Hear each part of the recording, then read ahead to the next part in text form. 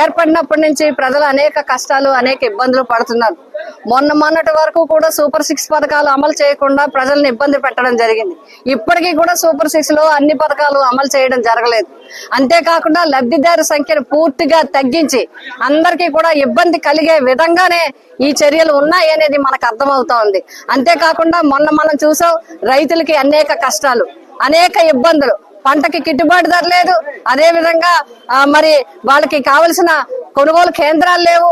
అదే విధంగా యూరియాకి ఇబ్బంది పడ్డారు. ఇవన్నీ జరిగాయి. మరి ఇప్పుడు చూసుకుంటే విద్యకి ఇబ్బంది, విద్యార్థులు తల్లిదండ్రులు, కాలేజ్ చదివే వాళ్ళు, స్కూల్ చదివే వాళ్ళు ఇబ్బందులు పడతా ఉన్నారు. ఇంతేకాకుండా ఇప్పుడు కొత్తగా ప్రజారోగ్యం చాలా ప్రమాదంలో ఉంది.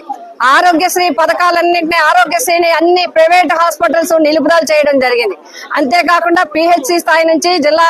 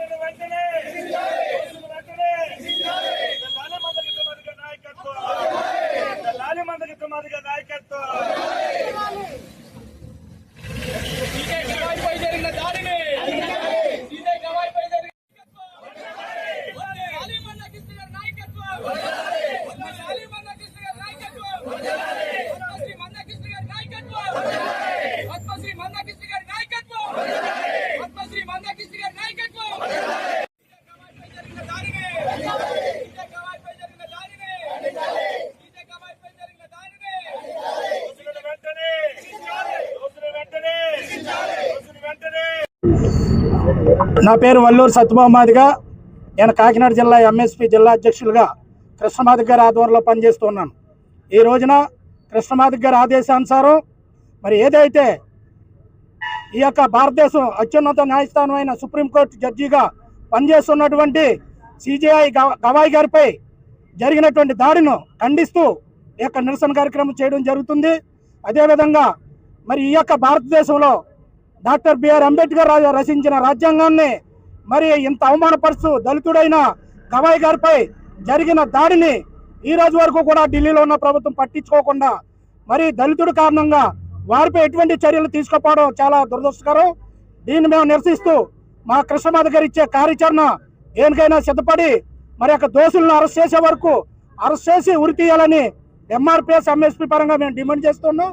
అదేవిధంగా మరి ఏదైతే కృష్ణమాదిగ గారి ఆదేశానుసారం ఇచ్చారో ప్రభుత్వ కార్యాలయాలు, మండల ఆఫీసులు, ఎంఆర్ఓ ఆఫీసులు, అలాగే కలెక్టరేట్ దిగ్బంధాలు కూడా మరి జరిగే అవకాశాలు ఉన్నందున మరి ఖచ్చితంగా దోషులను అరెస్ట్ చేయమని కృష్ణమాదిగ గారి తరఫున మేము ఎంఆర్పిఎస్ ఎంఎస్పీ తరఫున కూడా డిమాండ్ చేస్తూ ఉన్నాం. నిన్న జిల్లా కలెక్టర్ గారు ఒక మీటింగ్ జరిపి ఫైర్ మ్యానుఫ్యాక్చరింగ్ యూనిట్లు మరియు సేల్ యూనిట్లని జాయింట్ ఇన్స్పెక్షన్ చేయవలసిందిగా నాకు, స్టేషన్ హౌస్ ఆఫీసర్ వారికి, తర్వాత అసిస్టెంట్ డిస్ట్రిక్ట్ ఫైర్ ఆఫీసర్ గారికి ఇన్స్ట్రక్షన్స్ ఇచ్చారు. మేము జాయింట్ తనిఖీ చేశాము. వాస్తవానికి మేము 2 రోజుల క్రితమే 6వ తారీఖున ఒకసారి జాయింట్ ఇన్స్పెక్షన్ చేసి ఉన్నాము. వాటిలో సోమలకోటలో టౌన్లో ఉన్న ఒక మ్యానుఫ్యాక్చరింగ్ యూనిట్లో తేడాలు ఉండడం వల్ల దాన్ని మూసివేయించడం జరిగింది. తర్వాత జాయింట్ కలెక్టర్ మన జిల్లా కలెక్టర్ గారు ఇచ్చిన రివైజ్డ్ ఇన్స్ట్రక్షన్ ప్రకారం మళ్ళీ ఒకసారి ఇన్స్పెక్ట్ చేయడం జరిగింది. ఈ ఇన్స్పెక్షన్లో ప్రధానంగా వీళ్ళు లైసెన్సులు ఉన్నాయా లేదా, అన్ని వ్యాలిడేషన్లో ఉన్నాయా లేదా, ఏవైనా ఎక్స్పైర్ అయిపోయినాయా, అలాగే ఫైర్ ఎక్విప్మెంట్ కరెక్ట్గా పనిచేస్తుందా లేదా, వాటర్ దాన్ని ఇచ్చేయడానికి ఆ సిస్టమ్ సరిగా పనిచేస్తుందా లేదా, వీటన్నిటితో పాటు ఈ మ్యానుఫ్యాక్చరింగ్ షెడ్కి, తర్వాత మిక్సింగ్ షెడ్కి డిస్టెన్స్లు, గొడౌన్కి దీనికి ఉన్న దూరం, ఇవన్నీ కూడా టెక్నికల్గా నిర్దేశించే ప్రకారం ఉన్నాయా లేదా అన్న విషయము. అలాగే ఇక్కడ పనిచేస్తున్న వాళ్ళకి ఇన్సూరెన్స్ ఉందా లేదా, సేఫ్టీ మెజర్ తీసుకుంటున్నారా లేదా, ఇది ఓవరాల్గా ఎలా ఉంటుందనేది చూడడం అనేది మెయిన్ ఇక్కడ ప్రధాన ఉద్దేశం. ఈ ఇన్స్పెక్షన్లో భాగంగా సామలకోట మండలంలోని వేట్లపాలెంలోని 5 యూనిట్లు, అలాగే మన సామలకోట టౌన్లో 1 యూనిట్, మొత్తం 6 యూనిట్లు ఉన్నాయి. ఈ 6 యూనిట్లలోనూ 3 యూనిట్లకి మ్యానుఫ్యాక్చరింగ్ తోటి పాటు సేల్ పర్మిషన్ కూడా ఉంది. వీటినన్నింటినీ మొత్తం 8 భాగాలుగా మేము ఇన్స్పెక్షన్ చేశాము. వీటిలో ఒక సామలకోట తప్ప మిగతావి ఓవరాల్గా పర్వాలేదు. అయితే ఇక్కడ 1 యూనిట్లో మటుకు రా మెటీరియల్ స్టోర్ చేసుకోవడానికి సంబంధించి సరైన విధానం లేదు. దానికి షెడ్ ఏర్పాటు చేసుకోమని టైం చెప్పడం జరిగింది. వాళ్ళు వెంటనే ఏర్పాటు చేస్తామన్నారు. మిగతా చిన్న లోపాలు, ఉదాహరణకి ఈ బోర్డులు పెట్టడం, ఇటువంటివన్నీ కూడా రెక్టిఫై చేస్తామన్నారు. ఇక్కడ ప్రధానంగా మేము గుర్తించిన లోపాలు ఏంటంటే, ఈ స్టెడ్స్ కన్స్ట్రక్షన్కి పంచాయతీది బిల్డింగ్ ప్లాన్ అప్రూవల్ అయితే వీళ్ళు ఎవరు తీసుకోలేదు. తర్వాత ఎక్కడా కూడా ఏ యూనిట్కి కూడా చుట్టూ ఓవరాల్ కాంపౌండ్ వాళ్ళు పెట్టాలి, ఎక్కడా కూడా కాంపౌండ్ వాళ్ళు పెట్టలేదు. ఆ విషయం కూడా వాళ్ళు చెప్పడం జరిగింది. తర్వాత ఇక్కడ పనిచేస్తున్న లేబర్కి PPE కిట్లు, అంటే రక్షక వ్యవస్థ సంబంధించి వాళ్ళ సేఫ్టీ కిట్స్ ఉండాలి, అవి కూడా లేవు. తర్వాత ఎవరికి కూడా టాయిలెట్లు లేవు. కాకపోతే ఇక్కడ ఉన్నది మేము చూసింది ఏంటంటే, ఆల్మోస్ట్ ఇక్కడ అందరికీ కూడా ఇన్సూరెన్స్ చేయించడం జరిగింది. వీళ్ళు 1000 రూపాయల ప్రీమియం తోటి 20 లక్షలు కవర్ అయ్యేటట్టుగా యాక్సిడెంటల్ ఇన్సూరెన్స్ అయితే చేస్తున్నారు. వీళ్ళకి అందరికీ సూచనలు ఇవ్వడం జరిగింది. ఇది రెక్టిఫై చేసిన తర్వాత ఫర్దర్ ఇన్స్ట్రక్షన్స్ కోసం ఉన్నతాధికారుల ఉత్తర్వుల మేరకు ఈ ఫర్దర్గా ఈ యూనిట్స్ రన్ చేయడం అనేది ఆధారపడి ఉంటుందని ధన్యవాదాలు. వందనాలండి. మాకు ఇంచుమించి మేము చాలా పేదోళ్ళని. మాకు ఇంచుమించి ఈ పట్టాలు ఇచ్చి సుమారు 5 సంవత్సరాల పైన అయిపోతుంది. మాకు ఈ పట్టాలు ఇచ్చేదే కదా మాకు కనీసం ఎక్కువ ఇచ్చినా కనీసం మీరు ఈ తల దాచుకోవడానికి మీదని కనీసం ఇంత మాకు చూపించలేదండి. మాకు పెట్టి అప్లికేషన్ జ్ఞానం కానీ మాకు మాత్రం కనీసం ఇదిగో మీ స్థానం ఇది, మీకు రావాల్సింది ఇది అని మాకు ఇప్పుడు వచ్చి గవర్నమెంట్ ద్వారా ఏది కూడా మాకు రాలేదండి. మీరు ఎమ్మెల్యేగా మీరు ఇక్కడ మాకు ఉన్నారు కాబట్టి మీరు చేయవలసిన పనులు చాలా ఉన్నాయి కాబట్టి మాకు ఇప్పటికి ఈ స్థలాలు ఇవ్వమని కోరి ప్రార్థన సార్. నమస్కారం. సీకే నాయకులుగా మాట్లాడుతున్నాం. ఇప్పుడు ఇన్ని సంవత్సరాలు బట్టి జగన్ వెళ్ళిపోయి ఇప్పుడు 5 సంవత్సరాలు అయిపోతుంది. దాటేసేసి మీరు ఎక్కి 2 సంవత్సరాలు అవుతుంది. ఈ 2 సంవత్సరాల బట్టి నుంచి ఇదిగో స్థలాలు అన్నారు కానీ మాకు ఎక్కడ ఆధారం చూపించలేదు. మాకు అద్దె కొంపలో ఇది కదా అది కదా అలా తగిలితేనే ఉన్నారు కదా, ప్రతి పెంచేస్తారు. మేము కట్టుకోలేని పరిస్థితి, నిరుపేదలు మేము. మాకు ఏ దారి ఏదో చూపించారు. మీ మీద ఆధారపడి మేము ఉంటే మమ్మల్ని ఆఫీసుల చుట్టూ కీళ్ళ చుట్టూ తిప్పించినారు కానీ మా కాలేజ్ జోలు అరిగిపోతుంది తప్ప అంతకుమించి మాకు ఏం చేసే ఆధారం ఏం కాపాడతారు. మేము ఏదో డేట్ ఏదో ఫిక్స్ చేసుకుని ఆ డేట్ ప్రకారంగా మేమే పనిచేసుకుంటాం. మీరు వచ్చి ఏం చేస్తారో తర్వాత మీరే చేయండి. నమస్కారం.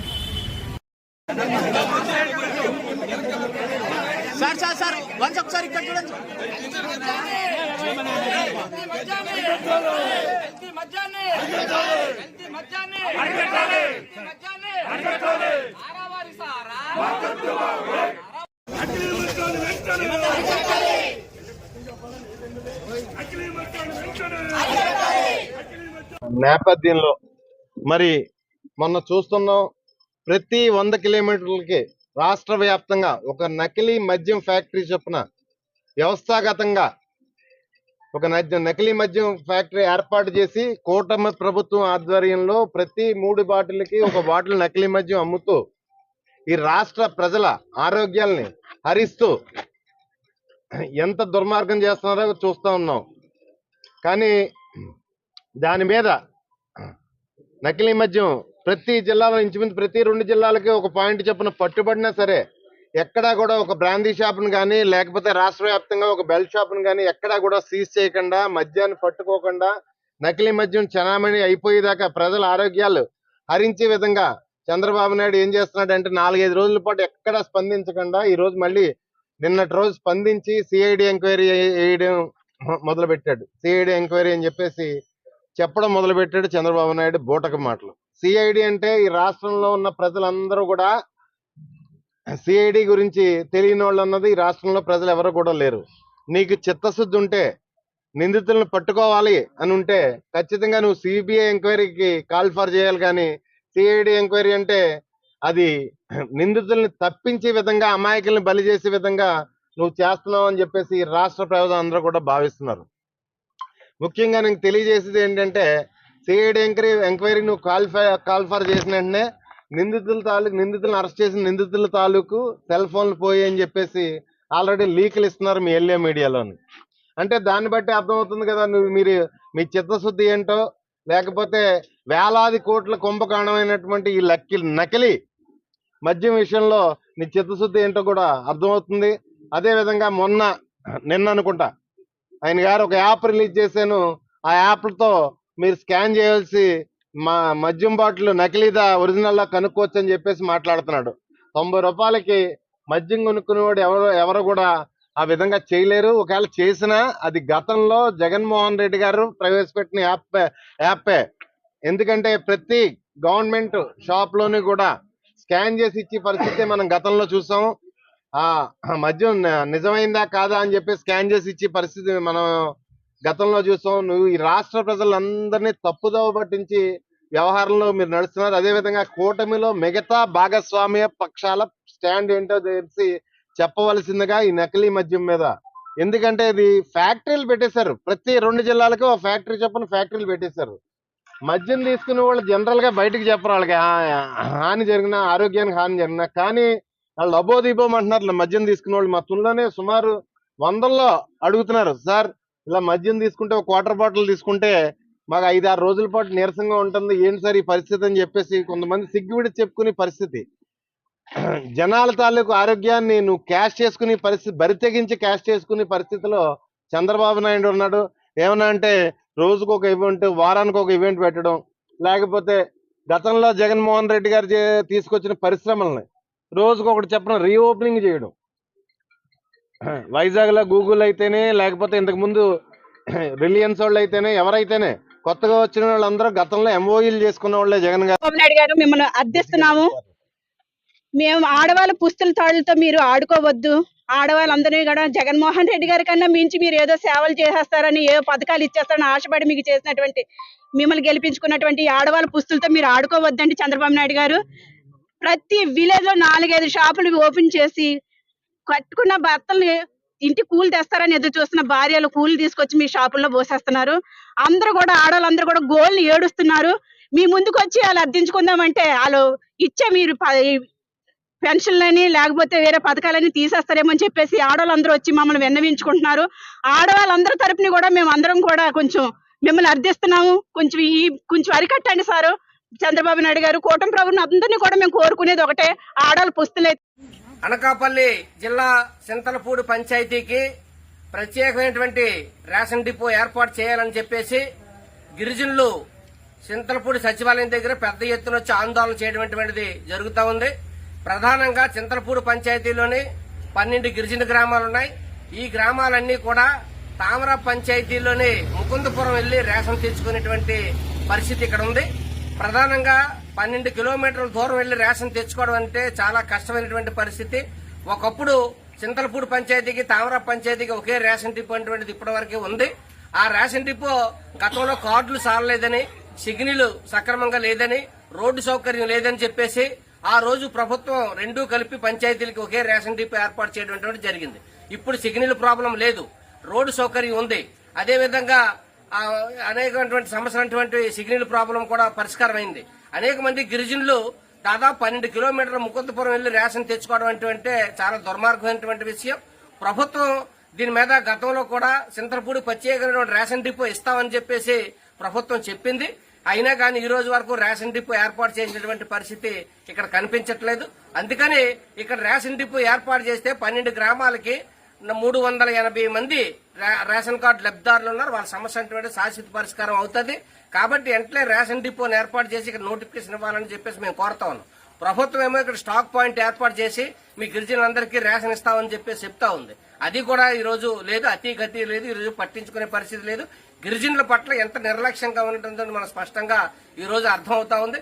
అందుకని రేషన్ అనేటువంటిది ప్రభుత్వం నుండి వచ్చేటువంటి ఏకైక సంక్షేమ పథకం ఇది ఒకటే. ఇది కూడా సక్రమంగా ఈ రోజు ప్రజలకు అందేటువంటి పరిస్థితి లేదు. ఒక రోజు పూర్తిగా కూలి మానుకొని ఆ 12 కిలోమీటర్లు వెళ్లి రేషన్ తెచ్చుకోవాలని అంటే ఎంత కష్టమో ఈ రోజు ప్రభుత్వం ఆలోచించాలి. అందుకని జిల్లా కలెక్టర్ గారు దీని మీద వెంటనే జోక్యం చేసుకోవాలి. జోక్యం చేసుకుని ఇటువంటి గ్రామాలు ఎక్కడ ఉన్నాయి గుర్తించి రేషన్ ఇవ్వాలి. కానీ ప్రభుత్వం జిల్లా కలెక్టర్ గారిని దీనికి పట్టించుకునేటువంటి పరిస్థితులు కనిపించట్లేదు. అందుకని మేము ఈ రోజు సచివాలయం దగ్గర ఆందోళన చేసి ఒక వింతపత్రం ఇచ్చి ప్రభుత్వం దృష్టికి తీసుకెళ్లాలని చెప్పేసి మేము ప్రయత్నం చేస్తాను. గత వారం జిల్లా కలెక్టర్ గారు ఇక్కడ తహసీల్దార్ గారికి కూడా ఒక లెటర్ ఇచ్చి మేము ఇదిగో ఈ సమస్య పరిష్కారం చేయండి అని చెప్పి PGRS లో ఫిర్యాదు చేసాం. తహసీల్దార్ గారు వచ్చారు, చూశారు, వెళ్లారు. కానీ సమస్య అటువంటిది పరిష్కారం కాలేదు. కాబట్టి వెంటనే ఈ చింతలపూడి పంచాయతీకి నోటిఫికేషన్ ఇచ్చి ప్రత్యేకటువంటి రేషన్ డిపోని ఏర్పాటు చేసి ఇక్కడ డీలర్షిప్ ఇచ్చి ఇక్కడ ఉన్నటువంటి గిరిజనులు ఏదైతే ఉన్నారో 380 రేషన్ కార్డు లబ్ధిదారులు ఎవరైతే ఉన్నారో వాళ్ళ సమస్యలు అటువంటివి శాశ్వతంగా పరిష్కారం చేసి ఇక్కడే రేషన్ అందే విధంగా, ప్రజా పంపిణీ వ్యవస్థలు అందే విధంగా గిరిజనులకి సహకారం చేయాలని చెప్పేసి మేము ఆంధ్రప్రదేశ్ గిరిజన సంఘం, వ్యవసాయ కార్మిక సంఘాలుగా ఈ ప్రభుత్వాన్ని డిమాండ్ చేస్తా ఉన్నాం. జిల్లా కలెక్టర్ గారు వెంటనే జోక్యం చేసుకోవాలి. జిల్లా కలెక్టర్ గారు వెంటనే జోక్యం చేసుకుని రేషన్ డిపోని ఏర్పాటు చేయాలి. జిల్లా కలెక్టర్ గారు జోక్యం చేసుకుని వెంటనే రేషన్ డిపోని ఏర్పాటు చేయాలి. చింతలపూడి పంచాయతీకి ప్రత్యేక రేషన్ డిపోని ఏర్పాటు చేయాలి. చింతలపూడి పంచాయతీ ప్రత్యేక రేషన్ డిపోని ఏర్పాటు చేయాలి. గిరిజన సమస్యలు వెంటనే పరిష్కారం చేయాలి. గిరిజన సమస్యలు వెంటనే పరిష్కారం చేయాలి. ప్రజా పంపిణీ వ్యవస్థను పటిష్టంగా అమలు చేయాలి. చింతలపూడి పంచాయతీలో 12 గిరిజన గ్రామాలకి వెంటనే రేషన్ ఇవ్వాలి. చింతలపూడి పంచాయతీలో 12 గిరిజన గ్రామాలకి వెంటనే రేషన్ ఇక్కడే ఇవ్వాలి. చింతలపూడి పంచాయతీలో 12 గిరిజన గ్రామాలకి వెంటనే రేషన్ ఇక్కడే ఇవ్వాలి. జిల్లా కలెక్టర్ గారు వెంటనే జోక్యం చేసుకోవాలి. జిల్లా కలెక్టర్ గారు వెంటనే జోక్యం చేసుకుని రేషన్ డిపోని ఏర్పాటు చేయాలి. జిల్లా కలెక్టర్ గారు జోక్యం చేసుకుని వెంటనే రేషన్ డిపోని ఏర్పాటు చేయాలి.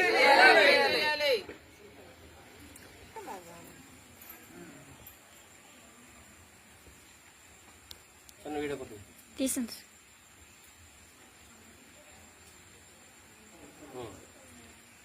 మొదలు కాబోతుంది. అద్భుతంగా గూగుల్ టెక్ ఈ రకంగా ఇలాంటి సంస్థలు తీసుకొస్తున్నాం. ఎసెన్షియర్, అదేవిధంగా TCS ఇలాంటి సంస్థలు ఈ 16 నెలల్లోనే శ్రీకారం చుట్టాయి.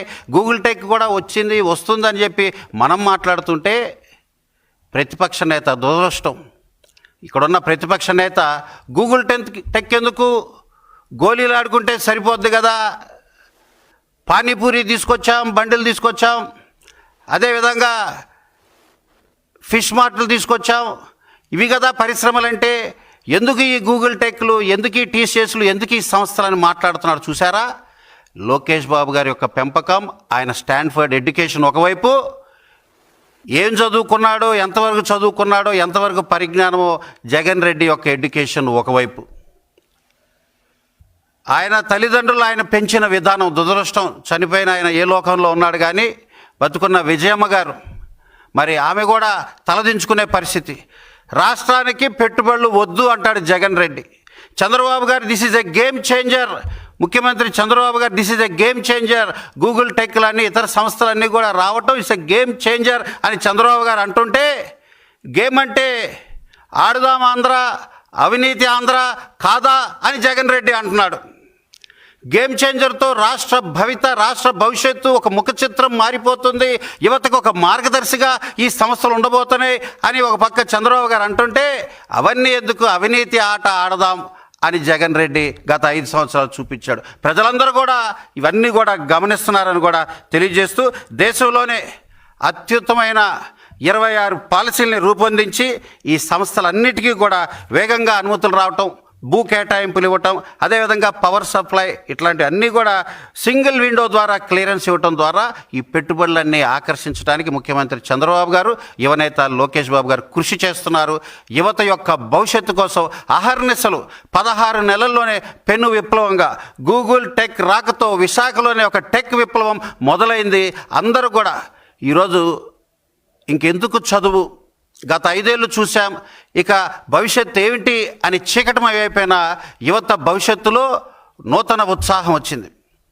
పుస్తకాలు తీయటం మొదలుపెట్టారు, చదవటం మొదలుపెట్టారు, AI వచ్చింది, అదేవిధంగా ఈ టెక్నాలజీ అంతా పెరుగుతుంది, ఉద్యోగ అవకాశాలు ఖచ్చితంగా రాబోతున్నాయి అని ఒక కాన్ఫిడెన్స్ యువనేత IT మినిస్టర్ శ్రీ నారా లోకేష్ గారు ఆంధ్రప్రదేశ్ యువతకి ఇవ్వగలిగారని కూడా నేను తెలియజేస్తూ, 16 నెలల్లోనే కేవలం జస్ట్ వితిన్ 16 months 11 లక్షల కోట్ల పెట్టుబడులని ఆకర్షించగలిగామని తెలియజేస్తూ, తద్వారా 9.5 lakhs యువతకి ఉద్యోగ అవకాశాలు కల్పించడానికి దారులు తీశారని కూడా తెలియజేస్తున్నా. ఇదంతా కూడా just within 16 months. Last 5 years గవర్నమెంట్లో